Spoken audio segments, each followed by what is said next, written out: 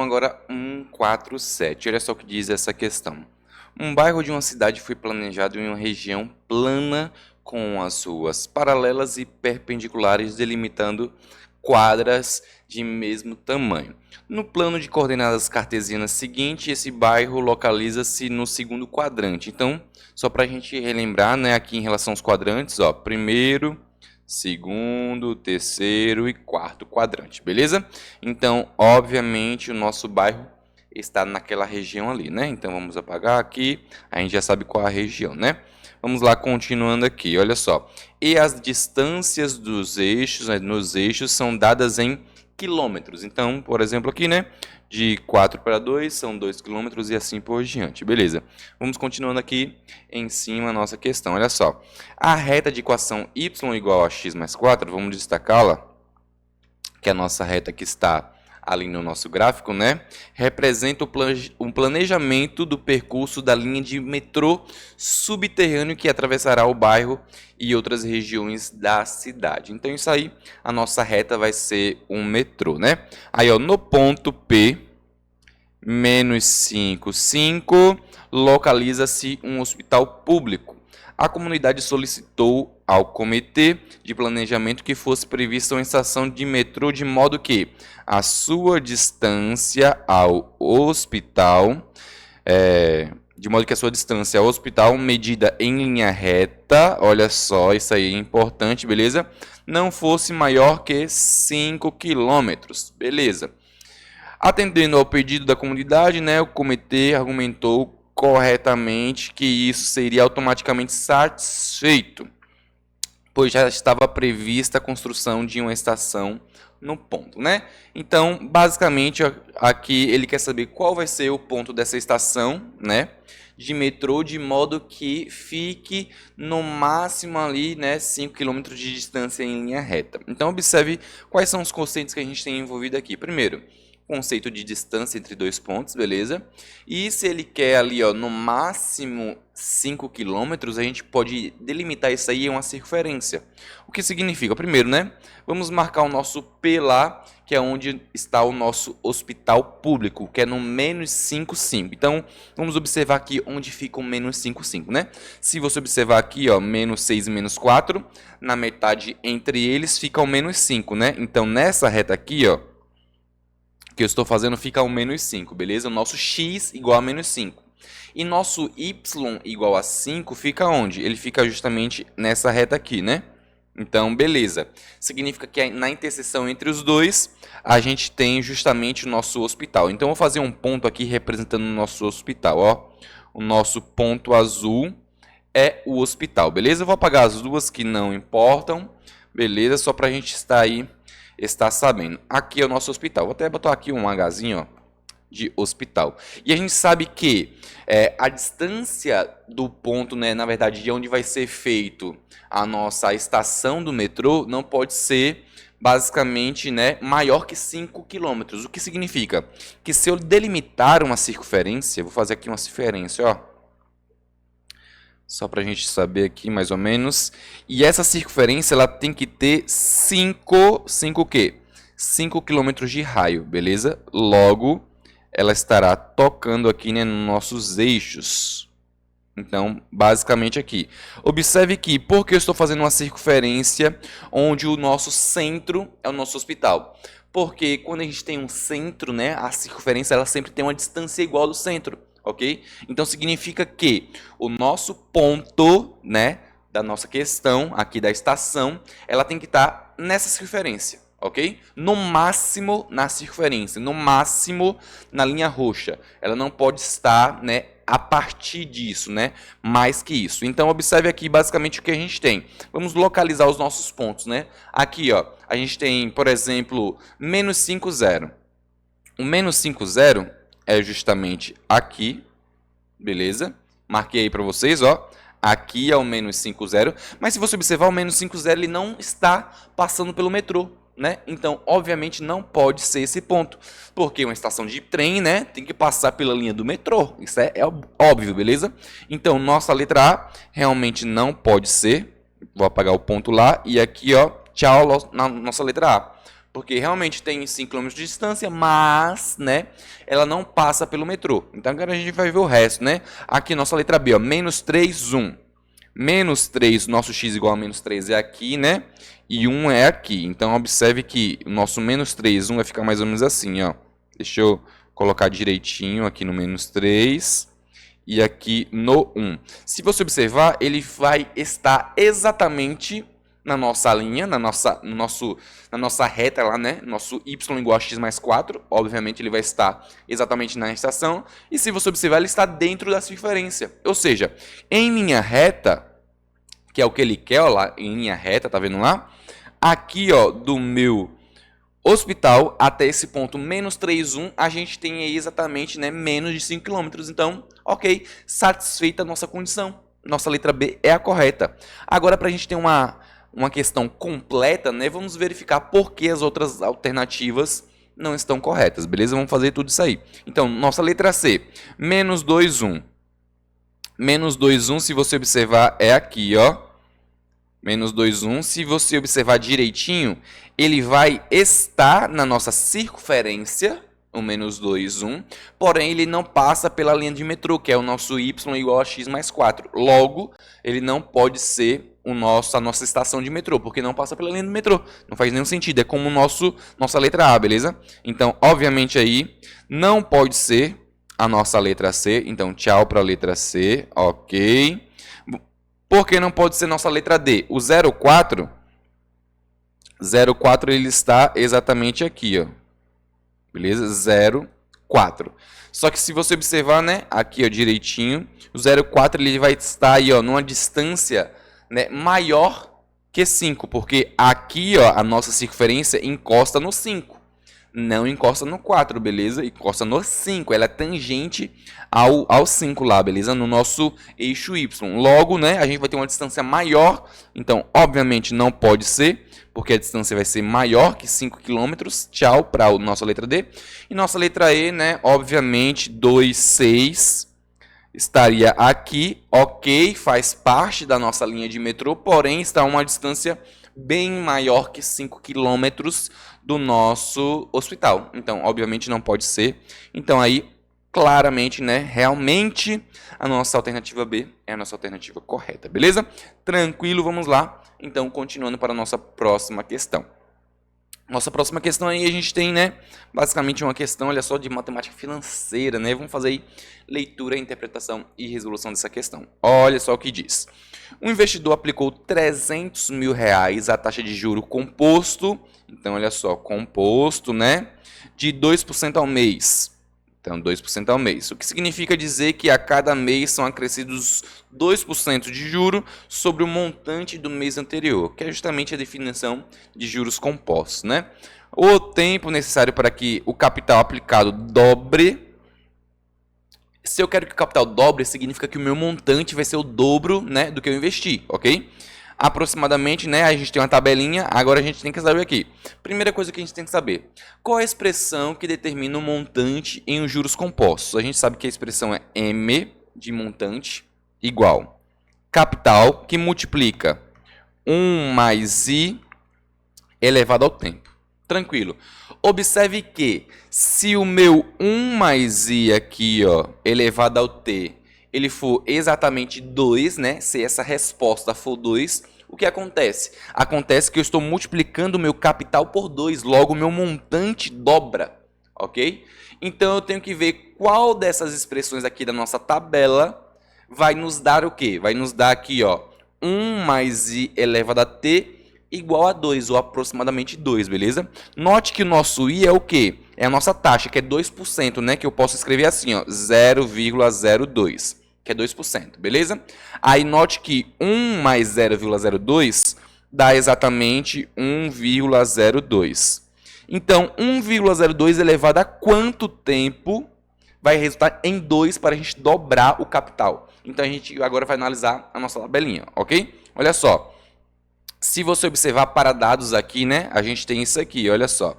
Temos aqui que A elevado a B é aproximadamente 2, nós temos. Ou seja, para a minha base elevada ao expoente dá 2, né, ou aproximadamente 2, a gente tem essas tabelinhas. Se o nosso A for 0,02, mas eu não preciso de 0,02, eu preciso de 1,02, que se você observar é a nossa terceira linha, né? Então, aqui, ó, para o nosso 1,02, né, elevado ao quê? A 35, que ele vai resultar em aproximadamente 2. Então, é A elevado a B, aproximadamente 2. Então, 1,02 elevado a quanto? Dá aproximadamente 2 elevado a 35. E lembre-se que um ano é composto por 12 meses, né? Então, 35 meses, já que aqui a nossa taxa está ao mês, logo o nosso tempo estará em meses. 35 meses é exatamente igual, a gente pode pensar, né? 36 meses são 3 anos, logo 35 meses é um ano a menos. Então, vai ser 2 anos e 11 meses, ok? Já que é um mês a menos, na verdade, né? Um mês a menos. Então, 2 anos e 11 meses é a nossa alternativa aí, B. Com isso a gente finaliza, né, essa questãozinha, beleza? Uma questão aí basicamente só de analisar a tabela, ok? A gente só precisa realmente disso aí, só analisar a nossa tabela para a gente poder finalizar essa questão.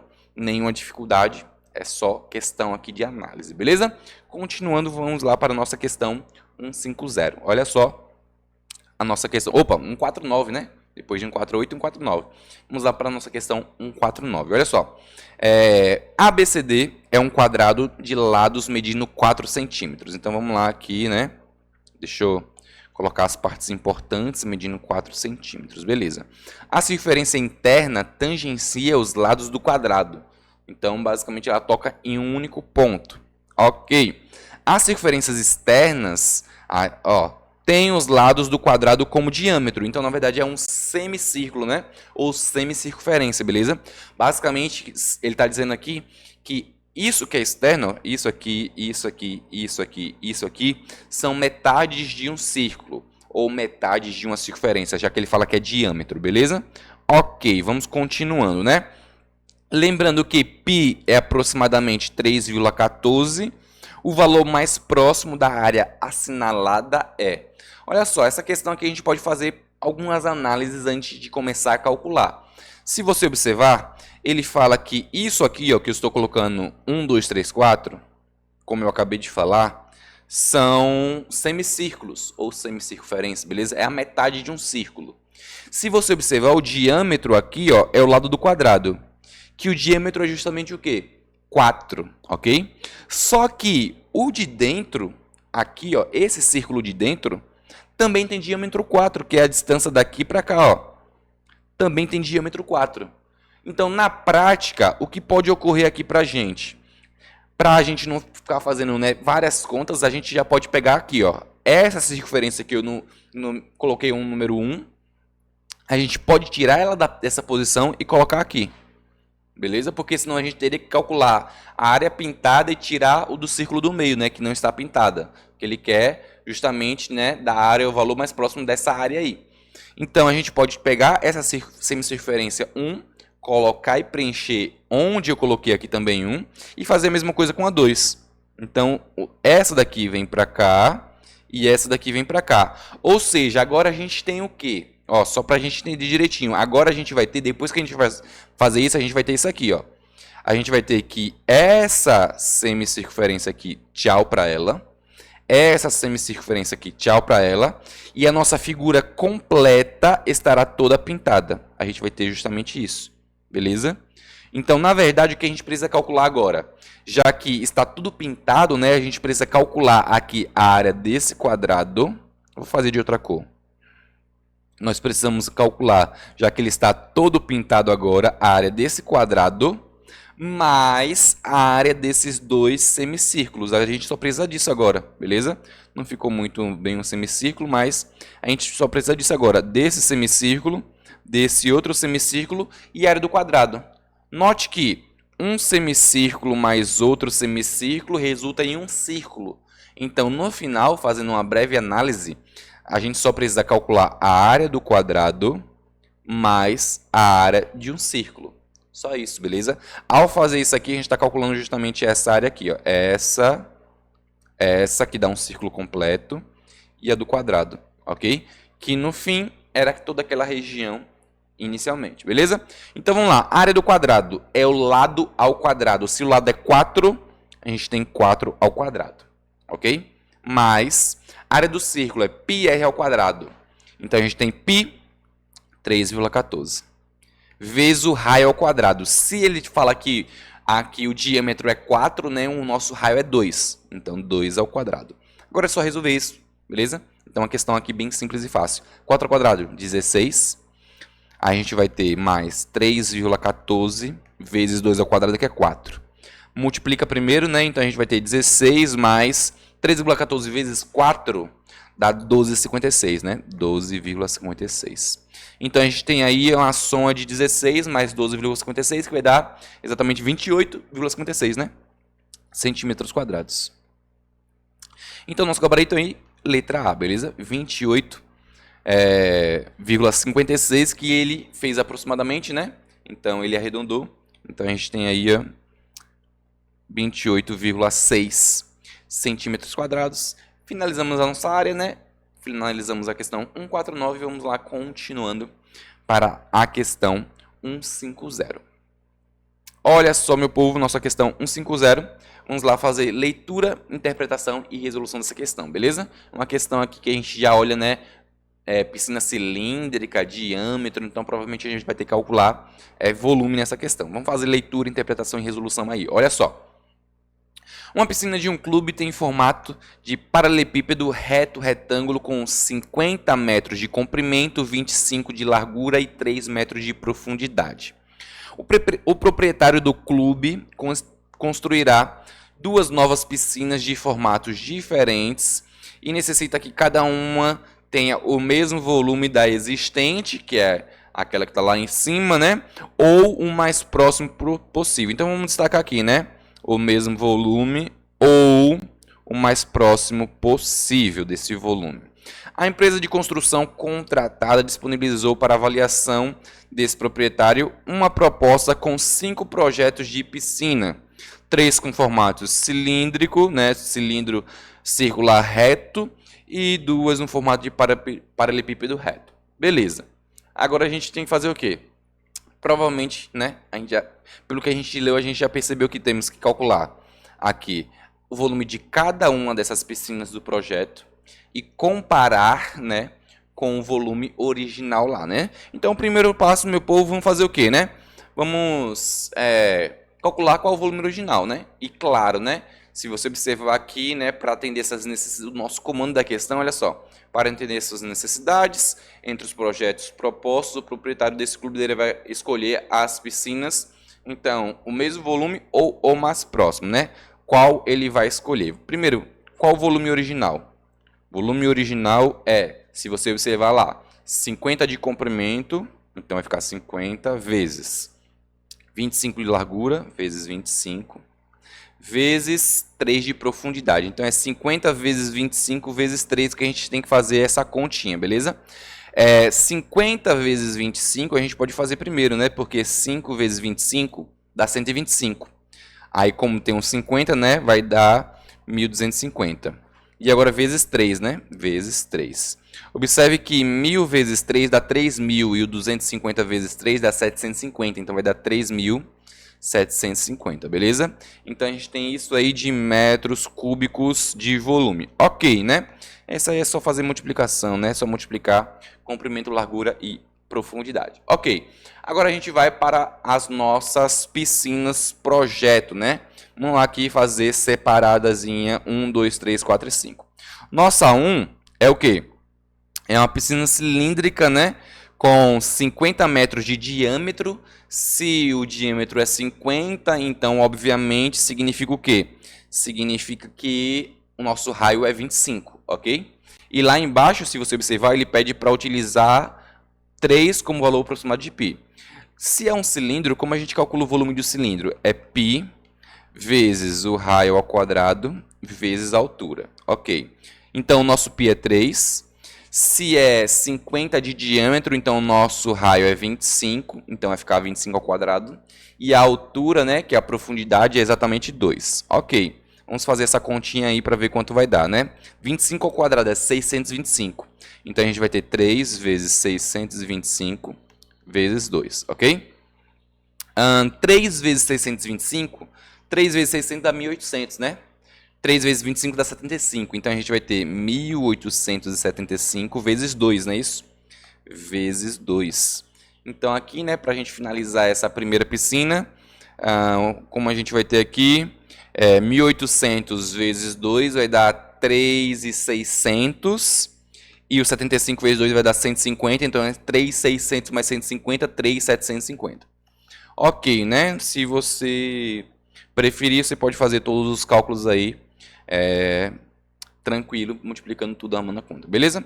Mas aqui dá para fazer de cabeça. Beleza, piscina 2. Vamos lá. Então, obviamente, primeira coisa, tem que ser igual ou mais próximo. Se A1 deu igual, então, obviamente, ele vai escolher A1, ok? Se você observar aí, né, C1, qual é o que tem C1? O que tem C1 é A e B.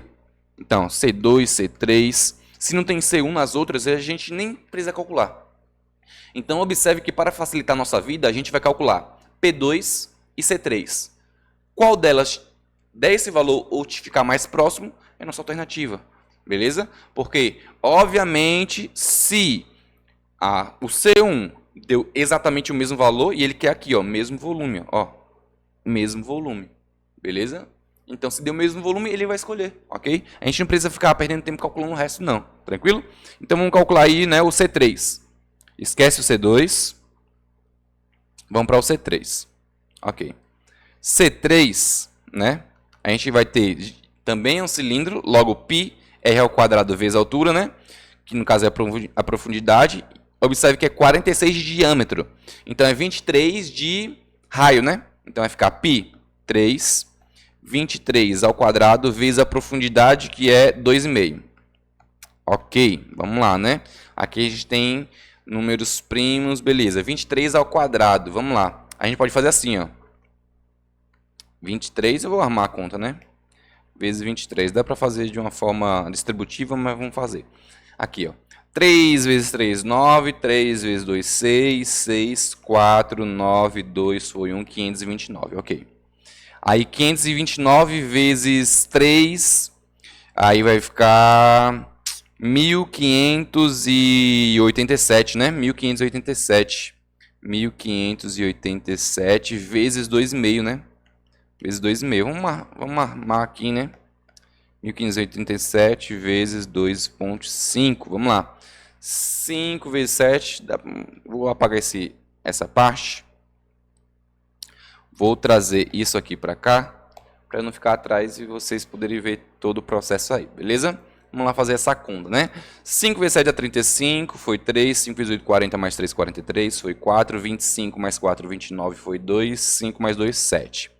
Agora a gente multiplica o 2, beleza? 2 vezes 7, 14, foi 1. 16 mais 1, 17, foi 1. 10 mais 1, 11, foi 1.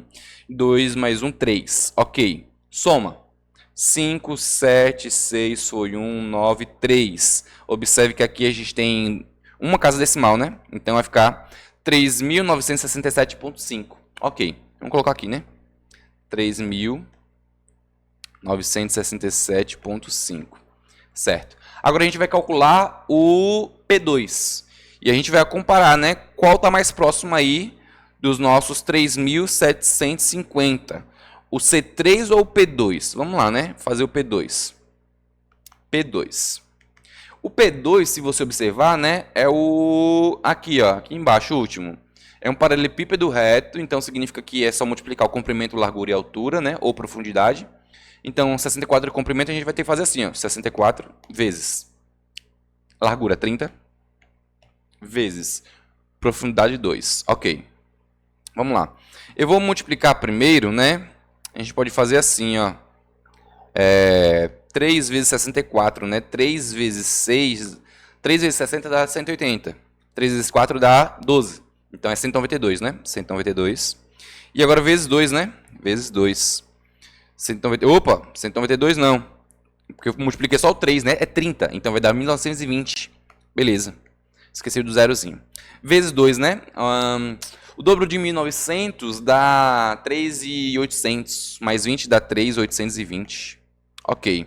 Qual está mais próximo de 3.750? Obviamente 3.820, né?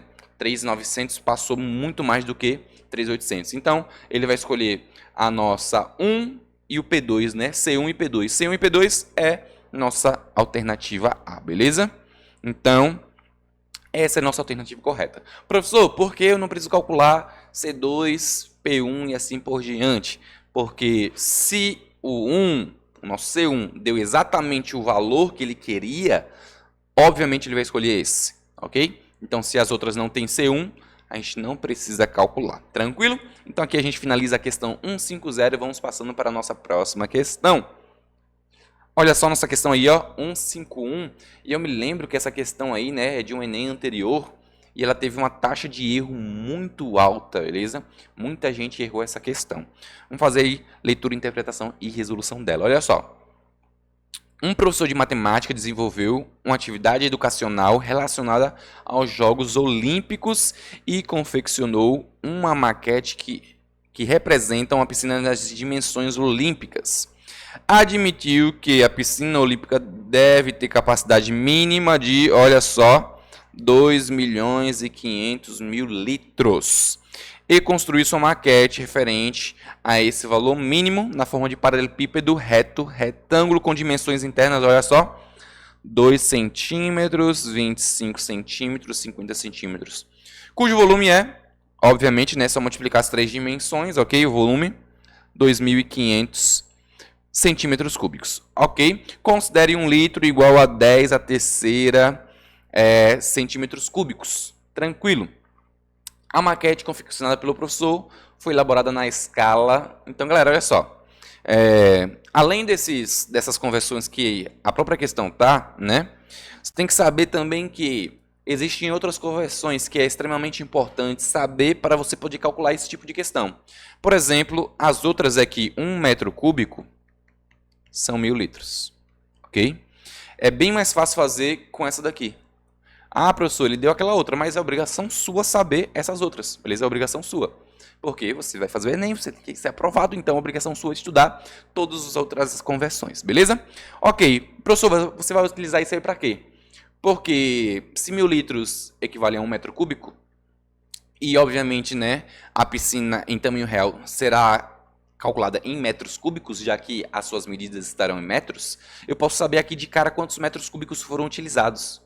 Se você observar, ó, eu tenho lá 2.500.000 litros. Para transformar esse volume de capacidade aqui, ó, de litros para metros cúbicos, eu divido por 1.000. Tá aqui a nossa conversão, beleza? Então, a nossa piscina, na realidade, ela tem 2.500.000 litros dividido por 1.000, que é só cortar os zeros. Tchau, tchau, tchau, 3 zeros, tchau, tchau, tchau, 3 zeros. 2.500 dividido por 1 dá 2.500. Então, ela tem aqui, ó, 2.500 metros cúbicos. Beleza. Então, se as medidas são em metros, e eu tenho 2.500 metros cúbicos, se você observar, você já matou essa questão. Por quê? Por quê, professor? Porque, olha só, na sua maquete você tem 2 centímetros, 25, 50 centímetros para transformar em 2.500 centímetros. Então, né, obviamente, a nossa piscina olímpica vai ser 2 metros por 5 metros por 50 metros, ok? Para a gente ter os nossos 2.500 metros cúbicos. E observe que 2 centímetros no desenho virou 2 metros, ou seja, 200 centímetros, ok? Logo, a nossa escala simplificando é de 1 para 100. Ok? Então, aí, ó, uma forma bem simples e fácil de fazer essa questão. Aqui, ó, acabou-se. Professor, dá para fazer regra de 3? Dá. Só que você tem que se ligar a uma coisa. Quando você faz regra de 3 com medidas cúbicos, as medidas lineares também tem que levar ao cubo, beleza? Então, isso aí é extremamente importante e muita gente errou provavelmente nisso, beleza? Não elevou as medidas lineares ao cubo e caiu em outra resposta, tranquilo? Mas aí nossa resposta correta, tranquilidade aqui, escala de 1 para 100, acabou-se, beleza? Então aí finalizamos a nossa questão 151, vamos para a nossa questão 152. Olha só, dá só uma olhada aí na nossa questão 152. Uma imobiliária pôs 5 apartamentos à venda em 5 prédios diferentes de uma cidade brasileira. O quadro apresenta o preço, o preço e a área de cada um desses imóveis. Então a gente tem o apartamento 1, 2, 3, 4, 5 aqui, né? Olha só. Temos a área dos apartamentos e tem o preço ó, em milhas de reais. Então é milhares de reais. Significa o quê? Que se for 350, 350 mil reais. Beleza? É em milhares de reais. Não confunda com milhões, ok? Tranquilo. Vamos ler aqui o finalzinho da nossa questão. Olha só. Um investidor decidiu comprar o apartamento com o menor preço por metro quadrado entre os 5 apartamentos. Ele deverá comprar qual? Então vamos lá, né? A gente tem que calcular aqui, ó, todos, né? Todos eles têm que calcular o preço, né, por metro quadrado. Como a gente faz isso? A gente pega o preço e divide por quantos metros quadrados tem. Logo a gente vai pegar quem? 350. O nosso 1 vai ser igual 350, que é o preço dele, né? 350 mil. O professor vai colocar os outros 3 zeros do 1000? Não, não precisa, beleza? Porque a resposta vai estar também em milhares de reais. Dividir por 80. Ok, né? Tchau zero com tchau zero. Então a gente tem 35 dividido por 8. Dá quanto? 35 por 8. Dá 4, né? 4 vezes 8 dá 32. Para 35 sobra 3, 0 e vírgula. Para dar 30 agora, para dividir por 8, dá 3, né? 3 vezes 8 dá 24. Então, vamos arredondar aqui, ó, 4.3 mil, beleza? Então, 4.300 e pouco reais. Ok, vamos para o 2. 2 vai ser igual ao quê? Qual o valor dele? 2 é 450. Dividir qual a área dele? 90, né? 90. Tchau zero com tchau zero. Então, a gente tem 45 dividido por 9, dá, eita, fácil, né? 5. Então vai valer 5 mil, beleza? 45 por 9, 5. Tranquilo, vamos para o 3. 3. Vou colocar um pouquinho para baixo o nosso 3. Ok, 3. Qual o preço do 3? Está lá, 480. Ok, 480. Dividido por 120. Ok, tchau zero com tchau zero. 48 dividido por 12 dá 4. Então até agora o 3 está ganhando de tudo, beleza? 4 mil. Ok? Por metro quadrado. Vamos para o 4. 4. O 4 é 580 dividido por 130. Ok. Tchau zero com tchau zero, né? Agora vamos lá dividir 58 por 13. Eu sei que dá 4, né? 4 vai dar 52, não é isso? 4 vai dar 52. Aí sobra 6, vai dar mais que 4, então nem vou continuar. Porque até agora, se deu mais que 4, vai dar 4, alguma coisa. Até agora o 3 está ganhando, beleza? Se a gente dividir o 5 e o 5 não der menos que 4, então, obviamente, a nossa resposta é a resposta 3, né? Então, vamos lá. O 5 é o quê? 620 dividido por 135. 135. Observe aqui, 620 dividido por 135, né? Não dá para cortar zero, obviamente. Qual o número que vezes 135 dá 620 eu chegar perto? Vamos tentar o 4. 4 vai dar 202, vai dar 270, 270 dá 540, né? Então é o 4, beleza, dá 540, só que 540 ainda vai sobrar alguma coisa, então vai dar 4, alguma coisa. Então nem vou continuar, beleza?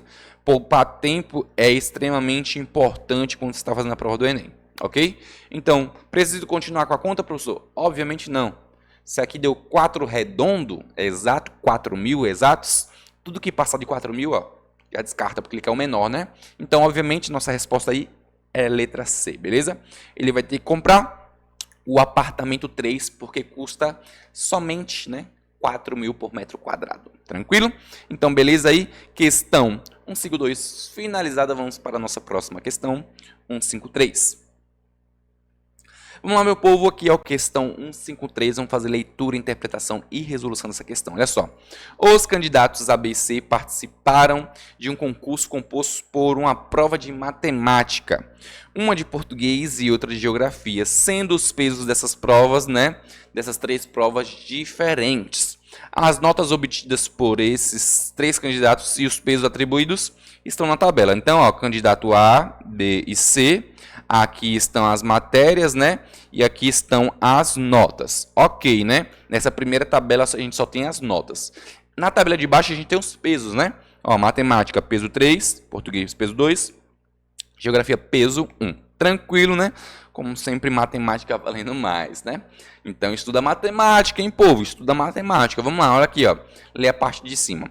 As notas finais são obtidas somando-se os produtos das notas pelos respectivos pesos, ok? Então, eu tenho que multiplicar a nota pelo peso e somar, ok? Beleza. As notas finais dos 3 candidatos podem ser obtidas multiplicando-se a matriz das notas dos 3 candidatos nas 3 provas pelas matrizes dos pesos, né? Então, é multiplicação de matriz, que a gente faz linha por coluna, né? Então, isso aí é estudado lá no segundo ano do ensino médio. A matriz das notas finais, né, dos 3 candidatos primeira coisa, quando eu tenho uma matriz M, que ali é uma matriz 3 por 3, né? 3 por 3, multiplicada por uma matriz N, que aqui, né, é uma matriz 3 por 1. 3 por 1.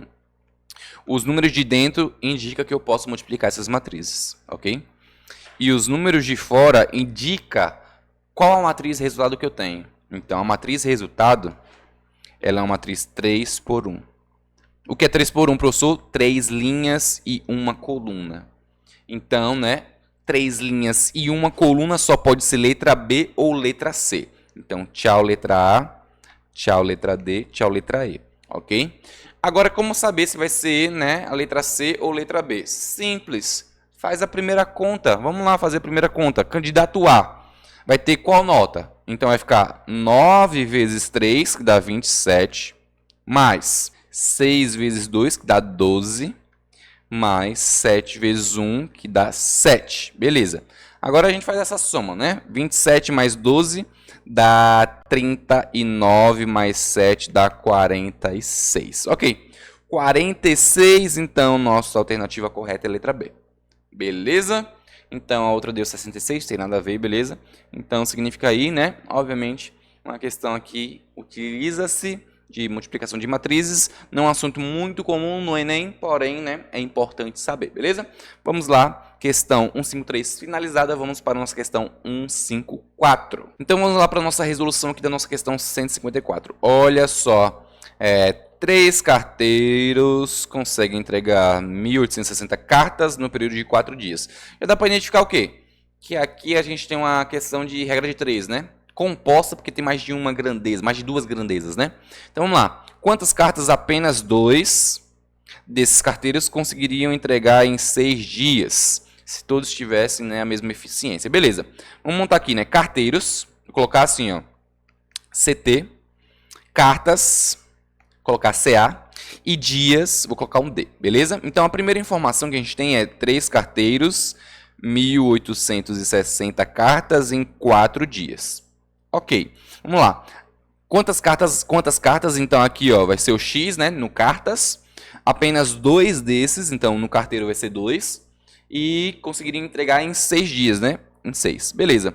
Quando a regra de 3 é composta, a gente tem que analisar cada uma das grandezas individualmente com a nossa grandeza que tem X, beleza? Com o nosso X. O que significa, professor, na prática? Que eu tenho que analisar essa grandeza aqui com essa, para saber se vai ser diretamente ou inversamente proporcional. E depois eu tenho que analisar essa com essa, para saber se é diretamente ou inversamente proporcional, beleza? Cada uma das grandezas eu tenho que analisar com a grandeza do x, ok? Depois que eu analisar, professor, se é diretamente ou inversamente proporcional, você faz o quê? Você pega a grandeza que tem x, então é 1.860 sobre x, igual, e aqui do outro lado você multiplica tudo. Se for inversamente proporcional, você inverte e coloca lá a fração, e se for diretamente proporcional, né, você coloca do jeito que está. Beleza? Então, na prática, olha só. Vamos analisar primeiro essas duas aqui para saber se vai ser diretamente ou inversamente proporcional, beleza? Então, a gente observa o quê? Aqui, olha só. 3 carteiros conseguem entregar 1.860 cartas, ok? Em um determinado período. Esquece essa. Você tem que analisar isolado essas duas, ok? Então, em um determinado período, 3 carteiros entregam 1.860. Se eu tiver 2 carteiros, eu consigo entregar mais ou menos. Consigo entregar menos, né? Porque menos pessoas trabalhando. Então, observe que aqui, ó, eu sempre gosto de sempre escrever a nossa seta apontando para o maior. Então, a nossa seta aqui está para cima, né? Porque o maior número está em cima. E observe que uma quantidade menor aqui vai gerar uma quantidade menor de cartas, né? Então, nosso 1860 é um número maior. Então, nossa seta está para cima também, beleza? Sempre a seta apontando para maior, eu prefiro resolver dessa forma, certo? Então, se as setas estiverem na mesma posição, no mesmo sentido, significa que é diretamente proporcional. Logo, essa fração aqui, eu escrevo do jeito que está. Então, eu escrevo 3 sobre 2. Se fosse inversamente proporcional, professor, eu escreveria 2 sobre 3, beleza? Ok, tranquilo. Agora a gente faz o quê? Agora a gente analisa essas duas grandezas, ok? Isoladas. Esquece a última, beleza? Esquece a primeira lá. Então vamos lá. Em 4 dias eu entreguei 1.860 cartas. Ok. Se eu tiver mais dias, eu entrego mais cartas ou menos cartas? Mais, né? Quanto mais dias, mais cartas eu consigo entregar. Então note que a seta aqui está para baixo, porque o número maior é 6. E aqui também está para baixo, porque o X, né? A gente vai conseguir entregar mais cartas, ok? Então também é diretamente proporcional, ó, setas no mesmo sentido. Logo eu escrevo do jeito que está aqui, ó, 4 sobre 6. Então 4 sobre 6, ok. Agora a gente faz, né, a parte fácil. Observa aqui, 3 vezes 4, né, e 2 vezes 6 dá 12, 12 sobre 12. Se você quiser simplificar também poderia, ok? Mas observe que 12 sobre 12 dá 1, né? A gente vai ficar com isso aqui, ó, 1860 sobre x é igual a 12 sobre 12. Só que 12 dividido por 12 dá 1, né? Então eu posso colocar 1. E sempre que uma fração é igual a 1, significa o quê? Que o numerador e o denominador são números iguais, ok? Exceto para o zero, que o x não poderia ser zero. Mas, então, nosso x é 1860, ok? 1860. Você pode fazer assim também, o x está dividindo e passa multiplicando, né? É igual a x. Então, significa logo que nossa resposta é a alternativa A, ok? Então, a questãozinha aí, né, de regra de 3 composta, bem tranquilo de se resolver. Vamos lá, continuando para a nossa questão 155. Vamos lá, olha só.